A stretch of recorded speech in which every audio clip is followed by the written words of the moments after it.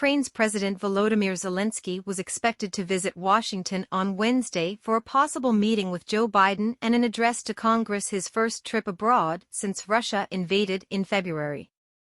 That unannounced trip came as Russian President Vladimir Putin planned to meet senior military officials Wednesday to weigh the results so far of Russia's war and set goals for next year after a series of battlefield defeats.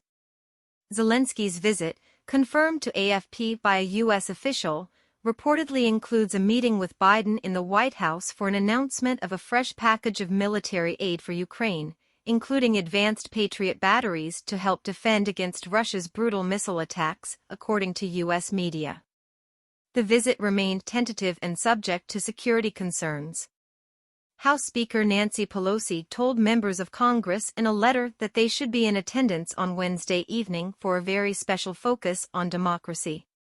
She would not confirm the visit to reporters late Tuesday, but said a visit by a total hero like Zelensky would bring honor to the Congress of the United States. In battling Putin, the Ukraine people are fighting for democracy for all of us, she said. Zelensky, who has led without rest for 10 months of brutal war with invading Russian forces, has spoken frequently to leaders and supporters around the world, but only by phone and video conference. His planned trip acknowledges that the United States has been the most important supporter of the war effort, already providing an estimated $50 billion in total aid, including some $20 billion in security assistance. From the front line to D.C., the trip comes after Putin made a visit to Belarus on Monday, stoking Ukraine worries that Russian forces could open a new attack from the north.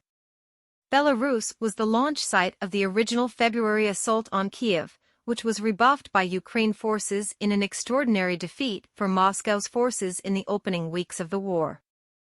On Tuesday, Zelensky, 44, visited Ukrainian troops in Bakhmut, now the epicenter of fighting, where he described the war-battered city as a frontline fortress.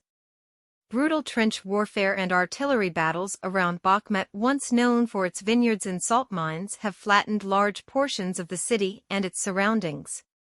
Here in Donbass, you're protecting all of Ukraine.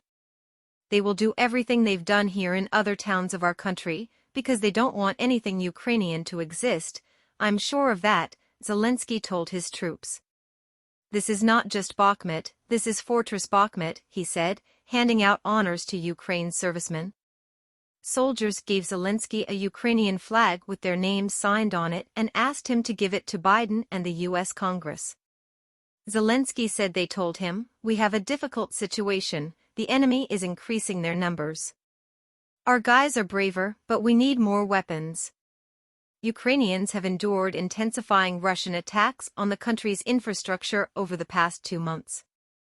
With severe winter conditions setting in, missile and drone strikes have plunged cities around the country into darkness and severed water and heat supplies to millions of Ukrainians.